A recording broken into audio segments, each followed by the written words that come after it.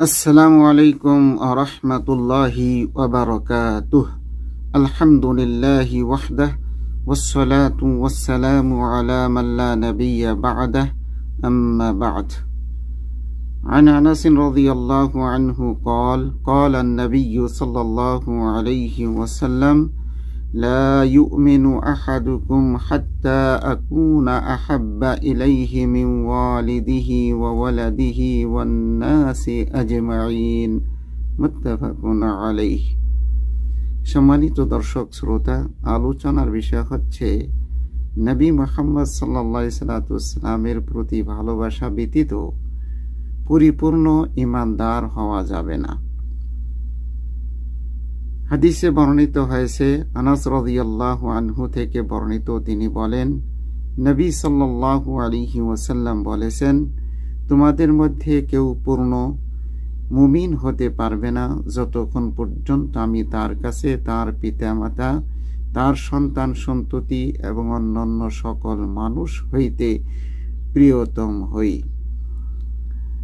এই হাদিসের ব্যাখ্যা হচ্ছে, নবী সাল্লাল্লাহু আলাইহি ওয়াসাল্লাম এই হাদিসে বর্ণনা করেছেন যে একজন মুসলিম ততক্ষণ পর্যন্ত পরিপূর্ণ ঈমানের অধিকারী হতে পারবে না যতক্ষণ সে রাসূলুল্লাহ সাল্লাল্লাহু আলাইহি ওয়াসাল্লামের ভালোবাসা তার পিতামাতা, তার সন্তান সন্ততি ও পৃথিবীর সকল মানুষের উপরে প্রাধান্য না দিবে।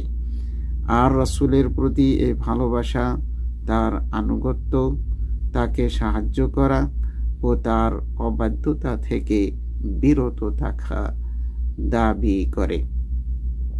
এই হাদিস থেকে শিক্ষা হচ্ছে, এক, রাসূলুল্লাহ সাল্লাল্লাহু আলাইহি ওয়াসাল্লামকে ভালোবাসা ফরজ। রাসূল করিম সাল্লাল্লাহু আলাইহি ওয়াসাল্লামকে মুহাব্বত করা, দুনিয়ার সব কিছুর চেয়ে বেশি মুহাব্বত করা, এটা সকল মুসলিমের উপর ফরজ। আর তার ভালোবাসা সকল সৃষ্টির উপরে অগ্রগণ্য হবে। দুই, পরিপূর্ণ ভালোবাসার নিদর্শন হলো রাসূলুল্লাহ সাল্লাল্লাহু আলাইহি ওয়াসাল্লামের সুন্নতকে আঁকড়িয়ে ধরা, সুন্নতের অনুসরণ করা, জীবন ও সম্পদ এজন্য উৎসর্গ করা, যেমন সাহাবায়ে কেরামগণ তাদের সর্বত্র উৎসর্গ করেছিলেন, যার ফলে তারা সফল কাম হয়েছেন দুনিয়াতে ও আখিরাতে, এবং কিয়ামত পর্যন্ত সকল মানুষ তাদেরকে শ্রদ্ধের সাথে স্মরণ করবে। মহান আল্লাহ তাআলা তাদের প্রতি সন্তুষ্ট হয়েছেন, তারাও মহান আল্লাহ তাআলার প্রতি সন্তুষ্ট হয়েছেন। তিন, রাসূলুল্লাহ সাল্লাল্লাহু আলাইহি ওয়াসাল্লামের ভালোবাসার দাবি হলো তিনি যা কিছু আদেশ করেছেন সেগুলোর আনুগত্য করা, তিনি যে সব সংবাদ দিয়েছেন সেগুলোকে অন্তর থেকে বিশ্বাস করা ও স্বীকৃতি দেওয়া, তিনি যা কিছু থেকে নিষেধ এবং সতর্ক করেছেন সেগুলো থেকে বিরত থাকা, তাকেই অনুসরণ করা এবং বেদাত পরিহার করা।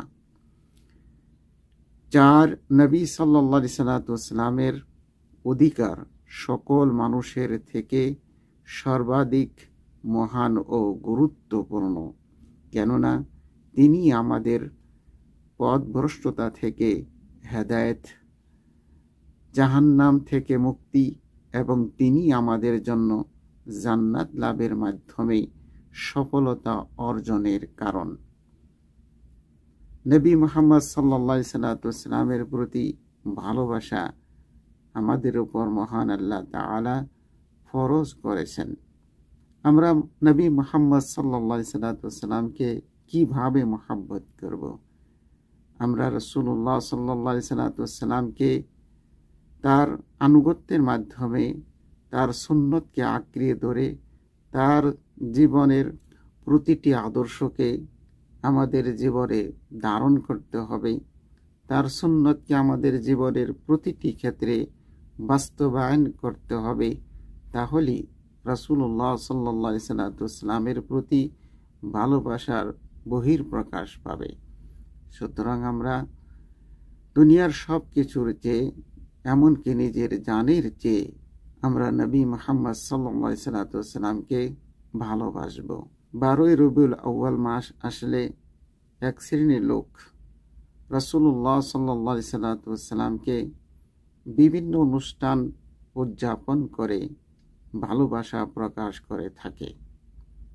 যেমন ঈদে মিলাদুন নবী, জশ্নে জুলুস, বিভিন্ন দোয়া, বিভিন্ন মিলাদ মাহফিলের মাধ্যমে, বিভিন্ন অনুষ্ঠানের মাধ্যমে নবী মুহাম্মদ সাল্লাল্লাহু আলাইহি সাল্লামের প্রতি ভালোবাসা ইজহার করে থাকেন, প্রকাশ করে থাকেন।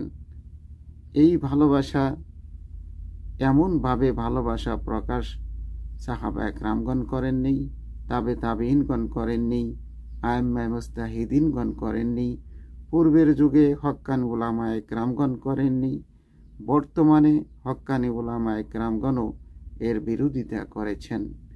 সুতরাং আমাদেরকে এই সমস্ত কার্যকলাপ থেকে দূরে থাকতে হবে।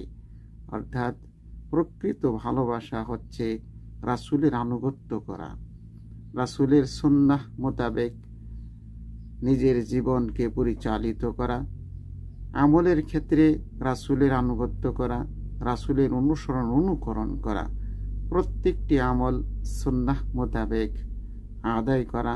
তাহলে রাসূলুল্লাহ সাল্লাল্লাহু আলাইহি সাল্লামের প্রতি ভালোবাসার বহিঃপ্রকাশ হবে। আল্লাহ তাআলা আমাদের সকলকে জীবনের প্রতিটি ক্ষেত্রে রাসূলের সুন্নাত, রাসূলের আদর্শকে বাস্তবায়ন করার তৌফিক দান করেন। আল্লাহুম্মা সাল্লি ওয়া সাল্লিম আলা নাবিয়িনা মুহাম্মদ।